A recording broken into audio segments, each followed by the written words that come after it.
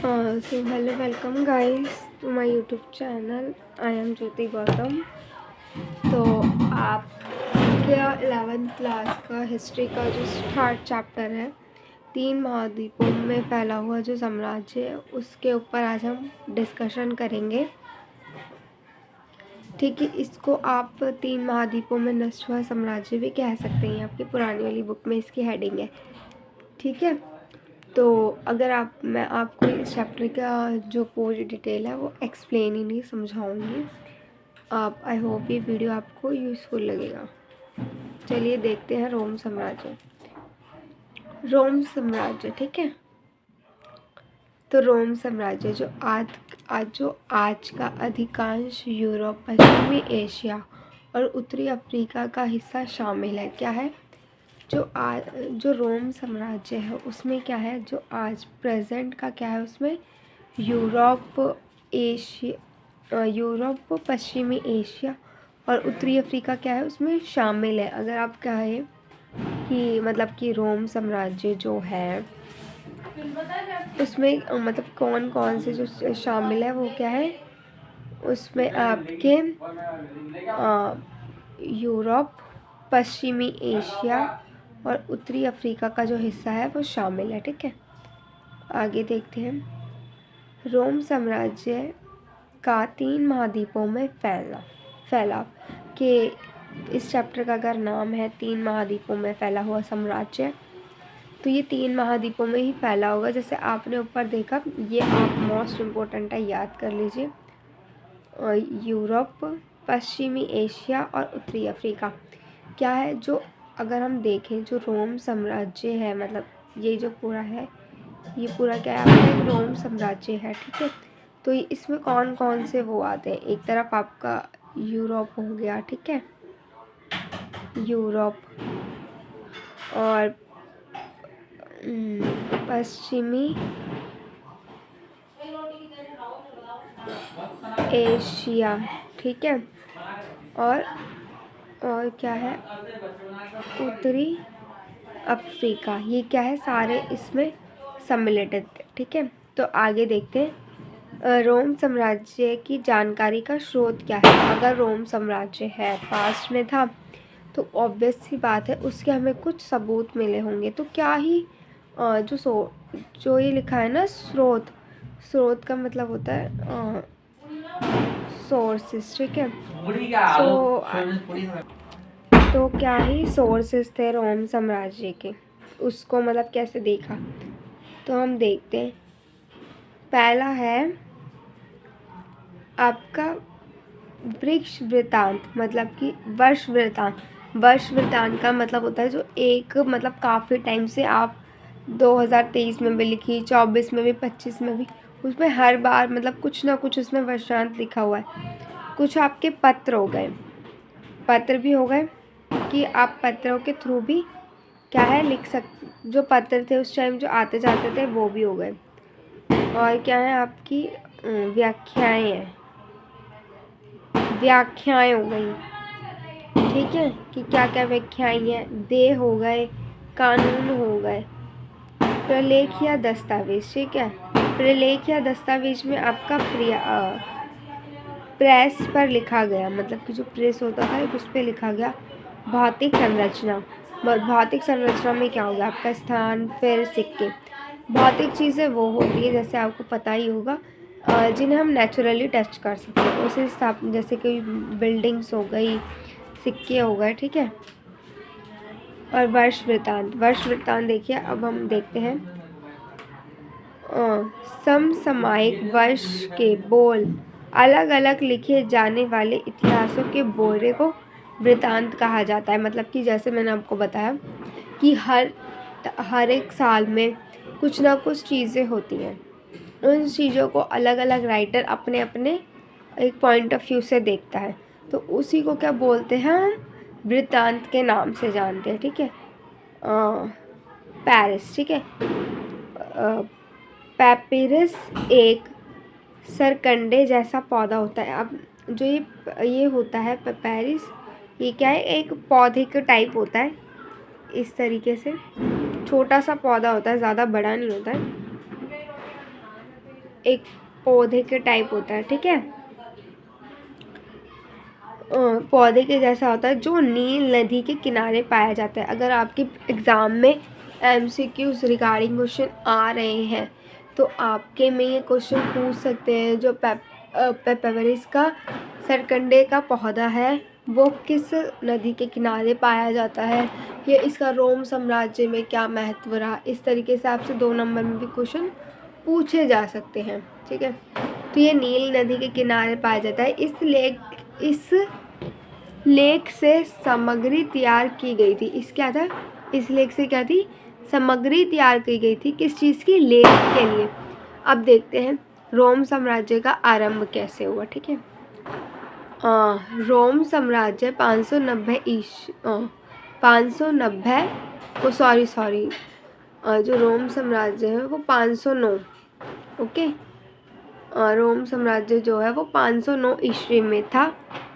पूर्व से है 27 वर्ष पूर्व तक गणतंत्र शासन व्यवस्था चली। मतलब कि क्या था कि 509 में से ये साम्राज्य है और 27 वर्ष तक इसका गणतंत्र शासन चला, ठीक है। प्रथम सम्राट कौन थे यहाँ के, प्रथम सम्राट ऑगस्टस, इनका नाम क्या था, ऑगस्टस जो थे वो रोम साम्राज्य के क्या थे, पहले शासक थे या सम्राट बोल सकते हो आप, और स्वयं सम्राट बन गए। मतलब कि कोई ऐसा नहीं था कि उन्हें कोई किसी के थ्रू बनाया गया हो या कोई पहले से ही एक पॉलिटिक्स पार्टी रही हो, ऐसा कुछ नहीं था, ये खुद ही बने। अगस्टस ने गणतंत्र शासन व्यवस्था का तख्ता पलट कर दिया और स्वयं ही सम्राट बन गए। मतलब कि जो पहले गणतंत्र व्यवस्था थी उसको उन्होंने क्या करा, पूरी तरीके से चेंज कर दिया, ठीक है, पूरी तरीके से चेंज करके, और खुद वो और अपने आप सम्राट बन गए। ऐसा नहीं हुआ कोई भी रूल या रेगुलेशन हुए हो, ठीक है। उसके राज्य को प्रिंसिपेट कहा जाता था। क्या कहा जाता था, मोस्ट इम्पोर्टेंट, प्रिंसिपेट इन्हें को क्या कहा जाता था, ठीक है। वह एक प्रमुख नागरिक के रूप में निरंकुश शासक नहीं थे। वो क्या है, एक निरंकुश शासक जो है वो नहीं थे। रोम साम्राज्य के राजनीतिक इतिहास में 3 महत्वपूर्ण खिलाड़ी थे। अब जो रोम साम्राज्य की अगर हम राजनीतिक व्यवस्था देखें, जैसे आज के टाइम में क्या है, संविधान के तौर पे होता है, हमारी मिनिस्टर होते हैं, प्राइम मिनिस्टर होते हैं, सब मिनिस्टर्स होते हैं। इस तरीके से आज का क्या है, एक चल रहा है। जैसे कि अब देख लो, ये एक देश है, इसके लिए एक अलग शासक, ये एक, फिर उसका एक छोटा है, फिर उसके लिए अलग, फिर इसके भी अलग अलग ज़िले हैं। इस तरीके से हर किसी का क्या है, अलग अलग शासक है, ठीक है। तो उस टाइम पे क्या था, जो रोम साम्राज्य था उसका जो वो क्या था, 3 उसमें डिवाइड था। राजनीतिक क्या थी उनकी, 3 हिस्सों में डिवाइड थी, 3 हिस्सों में डिवाइड थी। क्या था, पहला तो सम्राट था, फिर सम्राट का वर्ग था, और फिर सेना थी, ठीक है। अगर आपको एक्स्ट्रा पॉइंट चाहिए तो आप क्या कर सकते हो, यहाँ हेडिंग डाल दो, राजनीतिक, रोम की राजनीतिक के बारे में अगर कुछ क्वेश्चन आता है आपसे तो आप इस तरीके से कर दो, सम्राट, सम्राट का वर्ग और उसकी सेना, इन तीनों के ही मतलब अंडर क्या था, वो पूरा सिस्टम जो है इनका राजनीतिक वो चल रही थी, ठीक है। इन्होंने क्या करा था, प्रांतों की स्थापना की थी। प्रांत जैसे होते ना, एक बड़े से शहर को छोटे छोटे कस्बों में बांट देना, इस तरीके से प्रांत बनाए जाते थे पहले, तो उन्होंने वो बनाए थे। सार्वजनिक स्थान घर बनाए थे, ठीक है। आगे देखते हैं, मध्यकाल 3वीं शताब्दी का संकट। ये आपका जो है ना, जो रोम राज्य है उसे आप 3 पार्ट्स में डिवाइड कर सकते हो। प्रारंभिक, फर्स्ट, मध्य, सेकंड और अंत, ये आपका 3 हो गया, ठीक है। प्रारंभिक चरण में मेनली क्या था आपका, कि प्रारंभिक चरण में जो रोम साम्राज्य था वो उसकी स्थापना से लेके उसके मतलब कि डेवलप होने तक, स्थापना हुई फिर वो डेवलप होने तक क्या था उसका मतलब पूरा उसके अंदर प्रारंभिक चरण में आ जाता है। दूसरा जो है वो मध्य चरण में कुछ जो उनके में एरर आते हैं या संकट वगैरह आते हैं, जैसे इस हेडिंग में है, मतलब वो अपने एक मतलब जो उनका पूरा रोम साम्राज्य था जो 27 वर्ष तक चला था, उसके बीच में मतलब वो मिडल में आ जाते हैं। फिर अंत में क्या होता है, उसका अंत हो जाता है, मतलब वो ख़त्म हो जाता है। ठीक है, अब आगे देखते हैं। ये अगर आपका में आए कि रोम साम्राज्य के काल के बारे में बताओ या उसकी पूरी एक्सप्लेनेशन दो, अगर आप ये पॉइंट्स लिख के आते हो विद मतलब डायग्राम के थ्रू अगर आप लिखते हैं तो आपको मेरे हिसाब से एक्स्ट्रा 1 पॉइंट तो मिलेगा ही मिलेगा, जो आपके एग्ज़ाम में आपको अच्छे नंबर लाने में काफ़ी हेल्प करेगा। ठीक है, तो देखते हैं तीसरी शताब्दी का क्या संकट था। प्रथम और द्वितीय शताब्दी शांति और समृद्धि आर्थिक विस्तार का प्रतीक था। मतलब आपने देखा जब प्रारंभिक चरण में क्या था, पहली और दूसरी शताब्दी में ही वो क्या था, शांति और समृद्धि का और आर्थिक विस्तार का प्रतीक था। तीसरी शताब्दी में तनाव, जब ईरान के सासानी राजवंश पर आक्रमण हुआ। इस बीच जर्मन के मूल निवासी फ्रैंकन, एल्मेनिया और गोथ ने रोमन साम्राज्य के विभिन्न प्रांतों पर कब्जा कर लिया, जिससे साम्राज्य में शांति बनी रही। 47 वर्ष में 25 सम्राट हुए। इसे तीसरी शताब्दी का संकट कहा गया। ठीक है, इतना आपको और आई होप पूरा क्लियर हो गया होगा। मैं अब आपको आगे बताती हूँ परविदा का काल। ठीक है, चौथी शताब्दी से जो 7वीं शताब्दी तक का काल था वो क्या था, परविदा का काल था। डायोक्लेशियन का शासन जो था हुआ था वो 284 से लेके 305 तक हुआ था। फिर कंस्टेंटिनाइटक शासक आ गए, फिर ईसाई धर्म राज्य धर्म हो गया, सलाइंडस सोने का सोना,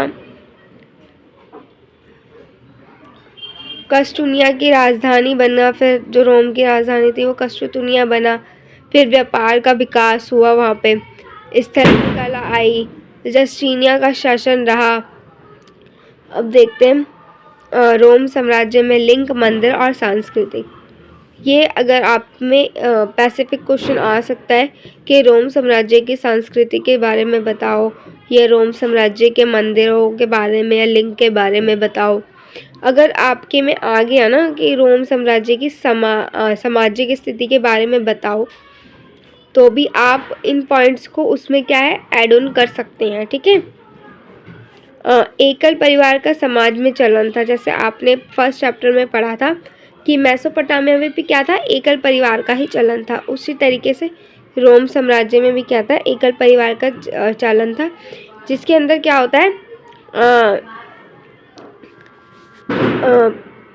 पति पत्नी और उनके बच्चे होते हैं मोस्टली। ठीक है, और प्रधान कौन होता है, जो घर का प्रधान होता है वो कौन होता है, पति आपका प्रधान होता है। महिलाओं की अच्छी स्थिति, संपत्ति में स्वामित्व और संचालन में कानूनी अधिकार होना। उस टाइम पे आप सोच सकते हो आज के टाइम में जो अधिकार वुमेन्स को दिए जा रहे हैं वही सेम उस तरीके उस टाइम पे भी दिए जा रहे थे। आज के टाइम में भी महिलाओं की स्थिति में काफ़ी परिवर्तन आया है, पहले से भी अब, पहले की स्थिति से भी ज़्यादा अब परिवर्तन आया है। संपत्ति में भी जो माता पिता की संपत्ति होती है उसमें भी क्या है, जो लड़की होती है उसका वो होता है, कानून में भी होता है। तो वही कहा। ठीक है, सांस्कृतिक विविधता होना, उस टाइम पे क्या था, सांस्कृतिक विविधता थी। रोम साम्राज्य का विस्तार, ये आपका पैसिफिक क्वेश्चन अलग से आ सकता है कि रोम साम्राज्य के विस्तार के बारे में बताइए। तो उसके अंदर आपको क्या है, उसकी राजनीतिक, आर्थिक और सारी व्यवस्था आपको लिखनी पड़ेगी। रोम साम्राज्य का आर्थिक प्रतीक ढांचा काफ़ी मजबूत था, मतलब जो आर्थिक रूप से था वो काफ़ी मजबूत था, क्योंकि जो रोम का व्यापार था वो अच्छा चल रहा था। ठीक है। बंदरगाह, खाने खदानें, गेहूं के भट्टे, जैतून के तेल कणों में अधिक मात्रा में व्याप्त होना, अक्सर उर्वरता का क्षेत्र होना था वहाँ पे, संगठित वाणिज्य व व्यवस्था और धन का व्यापार था, आर्थिक रूप से स्थिर था, वो अच्छा था। तेल द्रव्य की धुलाई कंटेनरों में की गई थी, उन्हें एम्पोरा कहा गया था। ठीक है, ये आप याद कर लीजिएगा। जो तेल है द्रव्य की जो धुलाई की जो कैंटर्स थे उन्हें एम्फोर कहा जाता था। ठीक है, आगे देखिए।